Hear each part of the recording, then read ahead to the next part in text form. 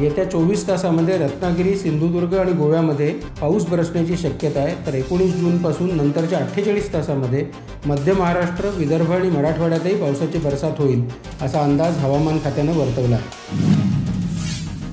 गुजरातमधल्या सुरतमध्ये राहणारे 45 वर्षीय अश्विन सुदानी यांना बोलण्यामध्ये विश्वविक्रम रचायचा आहे।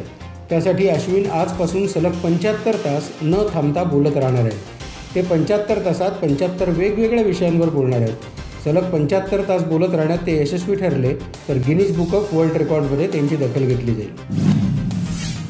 24 कॅरेट सोनं आणि हिऱ्यांनी मडवलेले 4 टायर्स दुबईतील एका कंपनीनं बनवले असून ते तब्बल 4 कोटी रुपयांना विकले गेले आहे। एखाद्या गाडीच्या टायर्सना मिळालेली ही आतापर्यंतची सर्वाधिक किंमत असून दुबईतील झेड या कंपनीनं बनवलेल्या टायर्सची गिनीज वर्ल्ड रेकॉर्डमध्येही नोंद करण्यात आली आहे।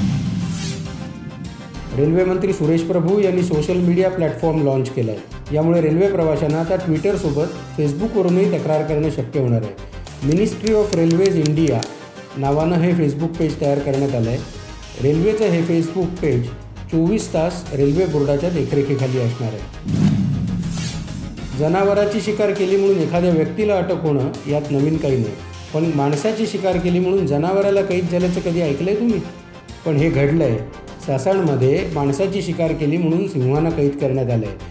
1-2 नव्हे तर हत्येसाठी आरोपी ठरलेल्या एकूण 18 सिंहांना कैदेत ठेवण्यात आलं आहे।